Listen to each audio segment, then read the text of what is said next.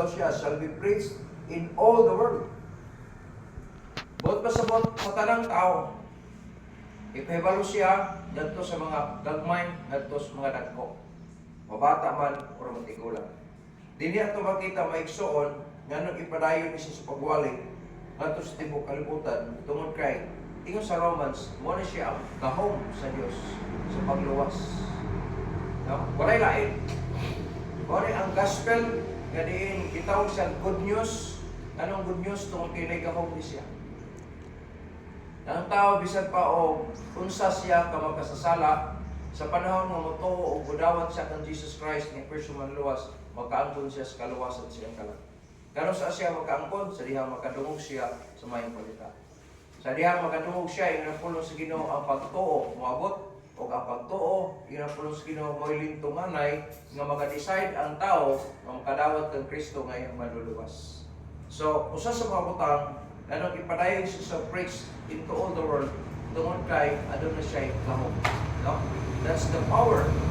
Ang power niya may soul to save, no? Not only to save life, but also to save souls. Ay din mo kalimot may soul ni perdono na ang mga tao sa tibok kalibutan. Salamat ta kay na-rescue na ta. Manabang na ta sa trabaho. Pag-rescue sa mga tao. Atong ipadayon ni siya mga trabaho, usay makaintang ang mga Kristohanon, urag sawa naman, pulaan naman taan, kaya mo balik-balik raman siya, kaya magsakay ka. Dili ta dapat unta magkapuol. Ngano? Tungod kay ang maayong balita, kung wala masulti sa ato, wala ta kabalo. Nang ato kung ipabalo sa uwan, wala ta kabalo, ang uban pang mga tao da karon. Nakadungog sila nga sa Kristo manluluwas, pero wala sila kabalo konsepsyon. Kung sa prinsipyol na makaangkon siya. Nalang ipawalay siya maigsoon, yun ang pulong sa Ginoo tungod kay ikaduha, adun na siya purpose. Dili makadungog ang tao, dili siya, ingon ang Romans chapter 10, unsaon daw nila sa pagpangaliya kung wala sila nasabtan. Unsaon nila pagkasabot kung wala sila nadunggan. Unsaon daw nila pagkadungog kung wala magsulti. Kung saan nila magsulti, kung wala ipadala. Kung atong sabton may igsoon, ang tao nga ipadala, kantong nakahibalo. Dili pwede magpadala, kung saan na pagkabalo sa purpose sa Ginoo kung dili siya kabalo. Maabot ay sa to ang pamahagi karon sa kaluwasan kung wala kasulti sa insakto. Kagabi wala nakala ko nga, una na siya gahom pagluwas. Kita nakaangkon tag kaluwasan, dili tungod kay buutan ta, dili tungod kay isog ta, dili. Tungod na sa grasya sa Dios kinasultihan ta sa mayong balita. Na ang balita, mo to siya ang gahom yung sa Romans, no?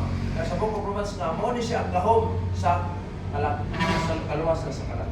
Na kung atong sakto maigso ang kinahanglan nato i-preach, wala ingon sa Timothy in season and out of season. Ikaw, in season, kung pasod ka ng panahon yun nga, ilakaw ni mo, kaya magwala na gid ka, magsangyaw na gid ka. Ang out of season, may kahigiyon man or wala. Sa panahon nga mo sultihan, bisang dili panahon nga, tigsalwinig ni mo. Kaya nga naman, out of season eh.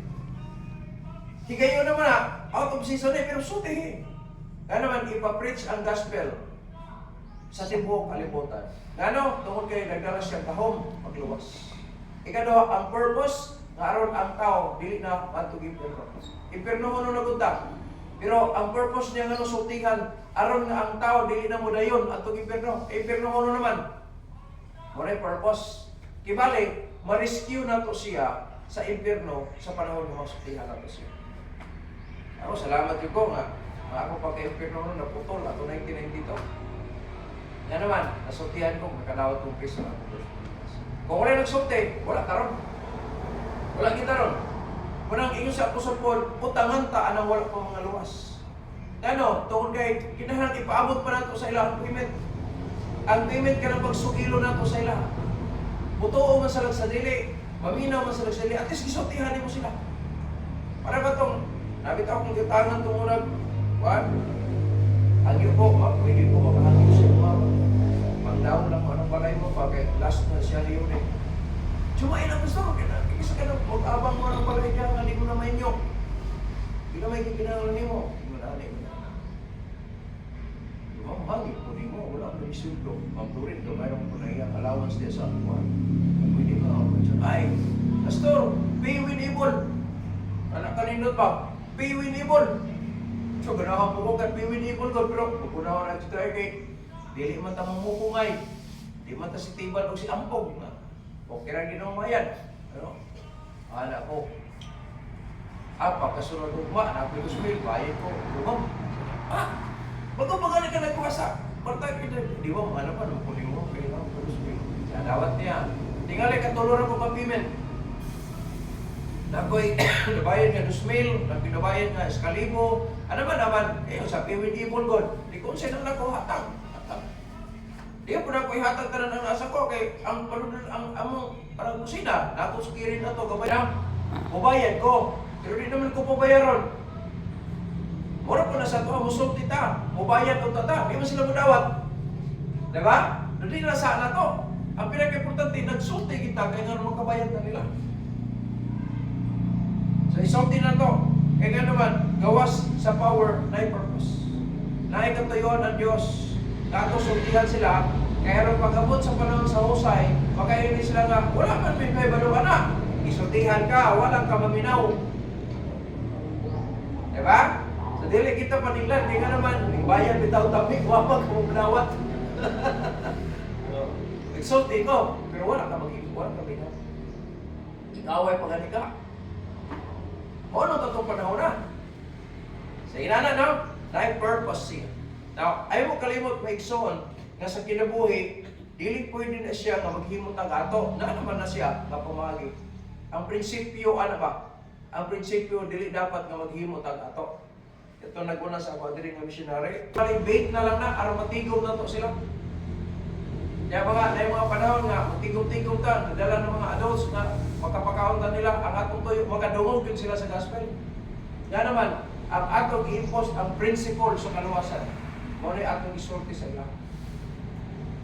Nante purpose, kung atong sabton na ikson, ma-rescue ang tao, kaya na purpose, kunya ang principle, likod. No? Ang gihatag sa Ginoo sa ito ang principle na ikson, na highway. Sila mutuo, mudawat ang tao, makaangkong sa kaluwasan. Ganaman, tapos na yantusan ni Kristo dito sa cross. Na dili pwede maghimot ang atong kaugalingon. Dapat ang principle sa Bible mo itong i-impose. Kaya aron makaangkon ang tao kaluwasan sa Kristo.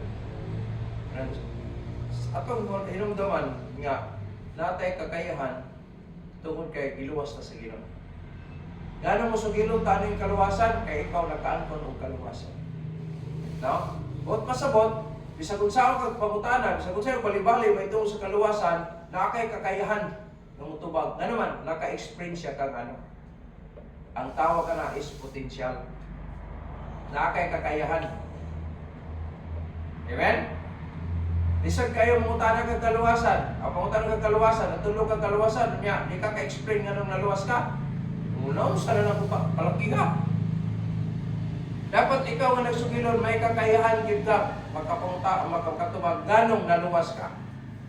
Kaya kanang imong tubag mo na explanation mo sa kaluwasan. Moro gid na. No? So, kung atong sabton may igsoon, gipahimo ta ani kay natay potential, natay kakayahan sa atong tinulungan, natay kakayahan. Magahimo ta sa paghimo anak kay nga naman naka-experience ka. Kanang mga tao nga wala mo involved sa winning, basig dili sila luwas. Basig dili luwas. Kay kung luwas gid ka, unsa may kahadlukan nimo pangutan na nga luwas ka? Di ba kung atong sabton ba? Kung sino mo kahadlukan pangutan ng luwas ka nga, naka-experience sa magkaka. Nakaangkon magkaka. Kung sino problema ng pangutan ka? O kaluwasan. Mara mag-wonder ka, luwas maging ka mga tawanan, no? Eh kung luwas, kini musulti ni kaluwasan. Luwas sa resort board nga nung ang tao din siya musulti. Tungkol kay ang iyang gihimo, supak sa iyang gisulti.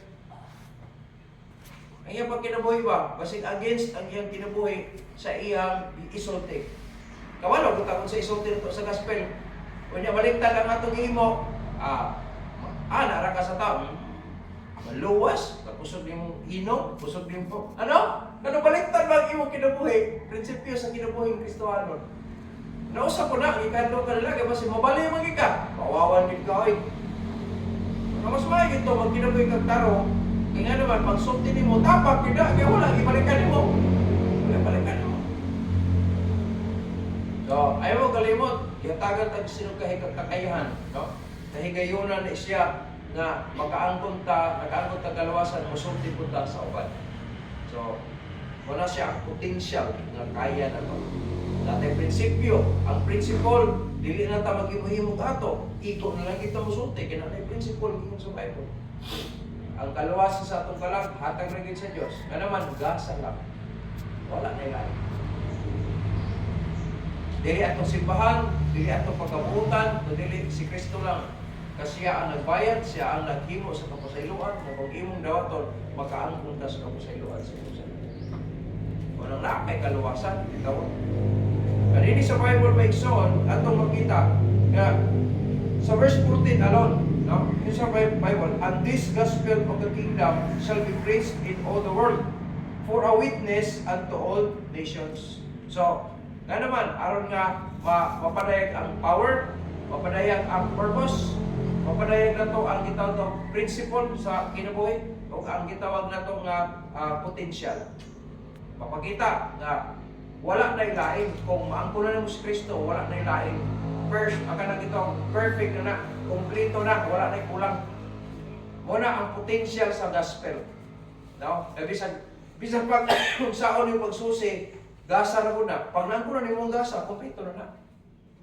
Dili na, dili na yung mabuhatan yung mga, kinahanglan nga, mag-ampo pa ka, kinahanglan nga, kuhaan, aron maluwas ka. Dili, nag-ampo ta, kaya nangaluwas na ta. Nanggihimo ta, kaya nangaluwas na. Dili kung mahimo ta, aron ta luwason, dili. Iluwas ta, unang gipahimo na ta. Muna ang potential sa gospel. Na ang principle, and then the last, ingon na po ng sino, yung sa ending niya siya, and then shall the end come. Maigson, kung atong sabtol, kung imong isugilon lang ang mayang balita, kunya at the same time nagkinabuhi ka anak maigson, ingon ang pulo sa Ginoo, hantod pagbalik niya. O sa dihan, sumasulti na sa tanan, moabot na ang katapusan. Maigson ko atong sabtol sa katapusan, kung human na diri sa kalibutan, wala na tayo pati o sakit, wala na tayo, wala na, no? Mausap na ang atong kahintang. Dili na ta, maproblema kung bugason ba ta, sita problema na dudod sa naong, no? O mag-ana sa jidurat, magutang tawas, kaya nga naman, di na ka malimahaw. Glorified body naman. Pagkanindot kayo may ison. Pero dili mo na mo tapos, kung dili maabot ang mensahe sa tibok kalibutan. Unang magpadala tag missionary, nag-support tag missionary. Kagahapon nagpapadala na po tag another batch sa missionary. Out ang tibok kalibutan, maabot ang mensahe aron humananay. Amen? Kaghan kayo mga butang sa kalibutan, mga parang kung mahimo, wala lang unta. Di mo ita ka-escapar ka na, kaya wamay nga na ginawa siya. Wamay nga na po sa ginawa, di ta mapiktuhan sa kalibutan, apiktado, kita. Sa mga panghitabo. Pero yun ang puno sa Ginoo, pag na-preach na daw ang gospel sa tibuok kalibutan, then the end come. So matapos na tadiri, hawas na tadiri. Wala natin problema niya, bayro na ito sa PLDT, gawin klaro, ang signal, hasta butuan dito kahapon, wala may ka-open sa site sa kuwan, kay kumam siya, na, basta lang atong network din daw. Isa yung mga ito na, PLDT, kung na, maura po na sa ako dito. Di na tamang problema, di na tamang high blood. Kung mabalik ang ginagikuha ko dali, kaya naman, ang gospel na sulti na tanan, maikson na ang gihaboy progression. Musulti ta, no? Musulti ta. Na yung mga panahon nga nagsugilog ta, wala tayo ani karon. Pero natingan ta sa sunod ng mga bulan, nagapon tayo maani. Kaya naman, natin nagbugas. Bugas na kita. Bugas, sulti sa pulo sa Ginoo niya, magkinabuhi ita at the same time, no? Kada mga bata, managpo na sila, makasabot sila, malikon sila, magpadayon sa pangalan sa Ginoo. Wala po na musulod sa tuwa. Kaya nga naman, ang trabaho, nagpadayon na siya, hantod sa katapusan sa kalibutan.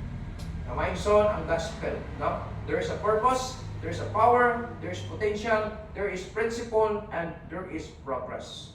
Ayaw kalimot pa ikson nga, bisan pag dili ka magpagamit, magamit ang ginuglay. Mas may itong kita ang magamit. Amen? Mas may itong magamit na sa Ginoo. Kaya kung dili ka magpagamit, magamit ang ginuglay. So siya po na makaamot sa blessing noon. Ayaw, mas may itong mag-apil ka. Magamit mo ang ginuglay, pero apil ka, nagamit ka. Mas nindot na kaya may ikson. Butapos sa diri sa kalibutan, na mahimong memorable kay maayo ang result ang ato ang trabaho diya sa Ginoo. Amen? Hinumduman na ito pagkahina. Dili nimo tapos sa trabaho kung dili nimo abot sa tibok kalibutan. Kung ang suporta, dili ta kaabot sa lain nasod, support na lang ta. Subo ko kayo, i-message ko sa ABC, the gospel of this kingdom shall be preached in all the world for a witness unto all nations.